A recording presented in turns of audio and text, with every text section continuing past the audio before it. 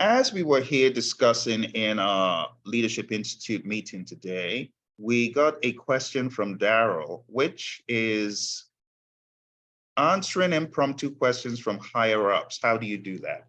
And I found that to be rather intriguing. So as we were together in creative discussion, we decided to expand on this a little bit more. So how would you answer an impromptu question from senior management? It could be a question about anything. We're going to talk about some ideas, but the first idea Darrell gave us, Darrell, what was the first idea you told us that we should espouse as we do this? Darrell gave us an overarching thought, and that's going to help set the pace for whatever we're going to discuss. Darrell? Lara, do you recall what Darrell gave us as a guideline? So can you hear me? We hear you now. Oh, there you go. There you go. So I use the method called the STAR method. And so let's consider a hypothetical situation where you're asked as a project manager on how you handled a significant challenge in your last project. How I did it, or how I continue to use the STAR method, is we're going to break it down for each letter, starting with S.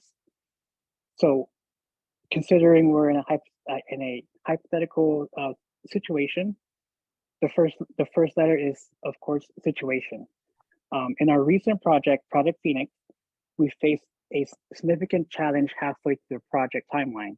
One of our key suppliers faced a major production issue, which threatened to delay our delivery by 2 weeks. And now now to unpack that, having to know the situation, I've been using techniques that will be able to make me understand the situation at the same time, not interrupt the stakeholder trying to relay that information to you. So the STAR method really explains or gives you a guideline to using the communication skills you have, no matter what level you're at, to obtain or target that problem statement. Thank you, Darrell. So the situation is the first letter. What is the next letter? The next letter is action. So I got situation. Is the T for, what is the T for? Oh, the T is for task. Task. Okay. And then A is for action. Yes. Okay. And action, what would action be, summarizing action? Explaining what actions you took to address the problem or the issue. Gotcha. So S is the situation that is at hand. T is the tasks that have been taken or that need to be taken. Is it past or future? Both past and future. Okay. And then the action are actions you might have taken or actions that you need to take. Yes. Good. And the R, what is the R?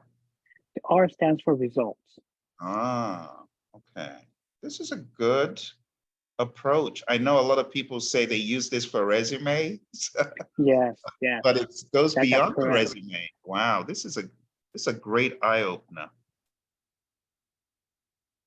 So understand the situation being described by senior management. Talk about the tasks that were undertaken or need to be undertaken. Talk about the actions that were taken or need to be undertaken, and talk about the results that was achieved.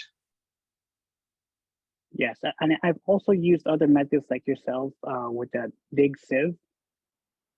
Oh, yes. Okay. And since you're the expert of that field and you're the maker of that, I'll let you explain that further. This is but very good. It's both similar in some ways. This is great. It's making the gears whir in my head a little bit. I'm trying to wrap my head around it because I'm so used to seeing it in a resume context. Yeah. This is a very good way. It's a good model for answering those impromptu questions from higher ups. Thanks, Darrell. For those just coming, we're talking about answering impromptu questions. Yes, Lara, go for it. I was about to raise my hand. Okay. So I had a question, like, what if there's actually no situation? Because sometimes you can't just pinpoint, like, okay, you just need a response, and there is nothing that is stopping, or there is nothing that has gone wrong. You just need to give a response. So what if there's no situation? How do you That's a thought that? good, that's a Yeah. good question. That's a good segue, actually, Lara. So let's talk about some vanilla flavored mindsets that can help. And then I'll go around the room after I share a few of my mindsets. So my first mindset about an impromptu strategy is, number one, you got to be CCC, cool, calm, and collected. This is my mantra with anything, whether I'm in an interview, whether I'm in front of a class, whether I'm in front of a higher up, I'm always going to be composed and confident. I'm always on a higher level, a higher frequency level, because I've taken time to develop myself accordingly. So things don't razzle or frazzle me at all. I'm always going to be cool, calm, and collected. Like, oh my God, they've asked me a question. I'm dead. No, that's not me. I'm always composed and confident and at a higher wavelength. So take a deep breath, maintain a composed demeanor when faced with impromptu questions. You got to project confidence in your knowledge and expertise as a project manager. And I take this out of the workplace, even to when I've been stopped for being a, a speed demon. I'm like, oh my goodness. I remember on the way to the airport one day, I was a little bit too ambitious, stepping on the gas to get there before the plane took off. And lo and behold, I was stopped. But I was cool, calm, and composed. And I used interpersonal skills and techniques to talk to the cop and let him know, hey, I'm sorry. I know that I'm being a bit of a speed demon, but this is what's happening. And oh, by the way, I see from your name, blah, blah, blah, blah, blah. Well, I'm going to speak to a group called blah, blah, blah, blah, blah. And what did I do? I just used my interpersonal skills and I was cool and composed. And he said, you know, your registration, it looks like it's outdated. Is it outdated? I said, no, I just don't have the right thing here.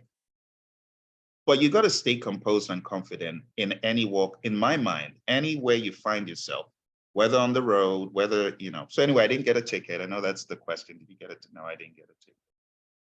But wherever you find yourself, you got to be number one. Number two, listen actively. So this goes back to understanding the situation or the context. So if nothing has gone wrong, there's still a context. You got to be really in the moment, listening actively, not focusing on how you're going to answer the question, but focused on understanding the full gamut of the question.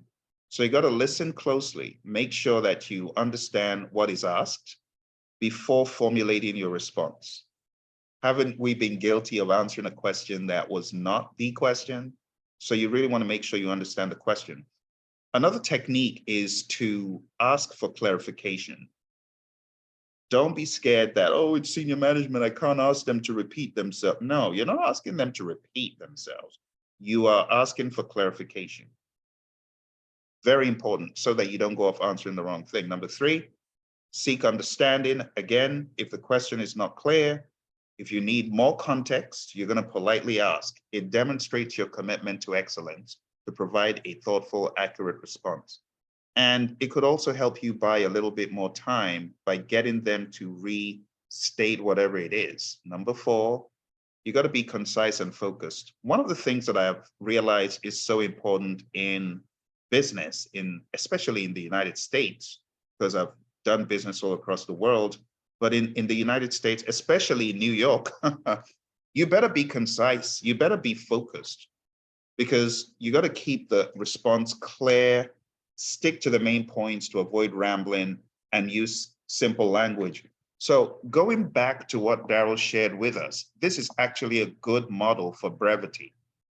I understand this is a situation, this is what is going to be done, and this is the future state we're seeking.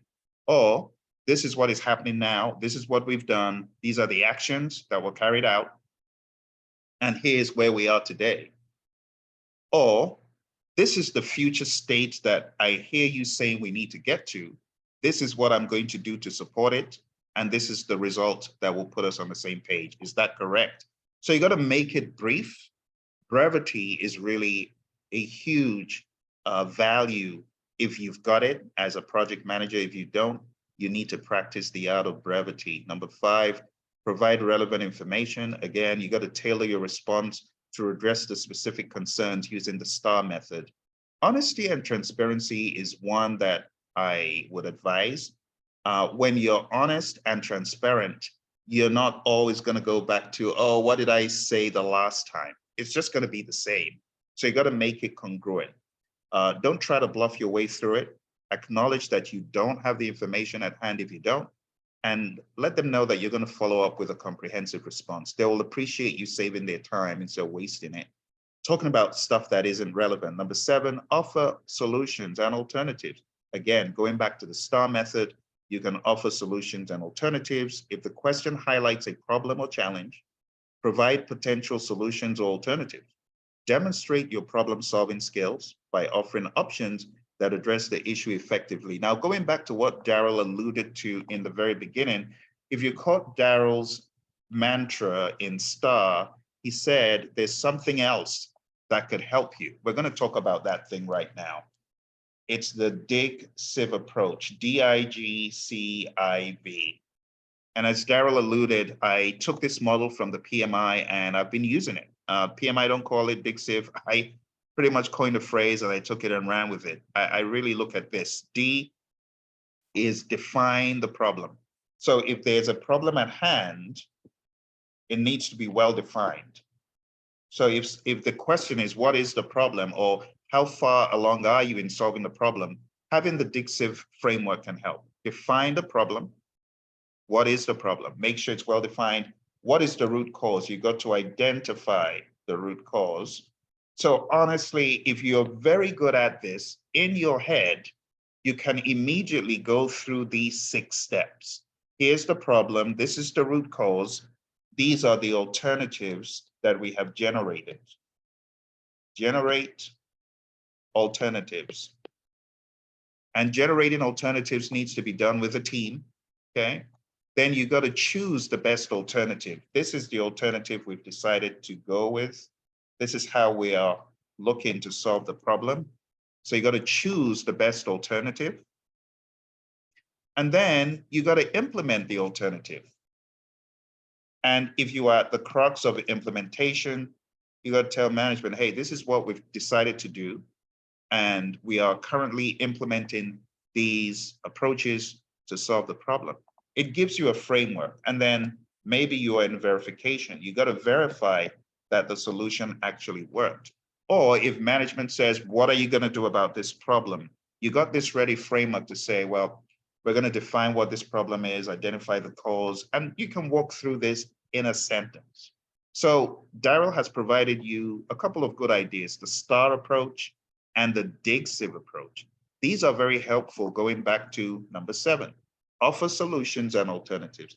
Even right there on the fly, ad hoc, if you have the STAR method in your back pocket, you have the DIG-CIV approach, it just shows that you are a problem solver, which you should be as a Scrum Master or as a project manager. Number 8, stay professional and respectful. Maintain a professional, respectful tone throughout your response. Don't be defensive. Remember, you're here for the greater good of the company.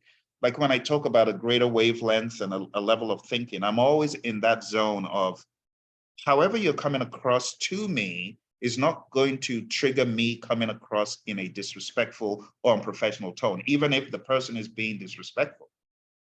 I'm going to see the greater good. I'm going to see, oh, you're just passionate about the company.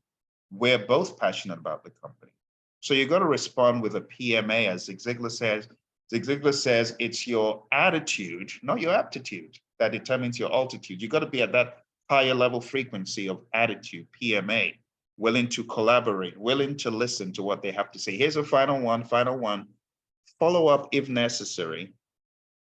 If you need more time to gather information, offer to follow up with a higher up.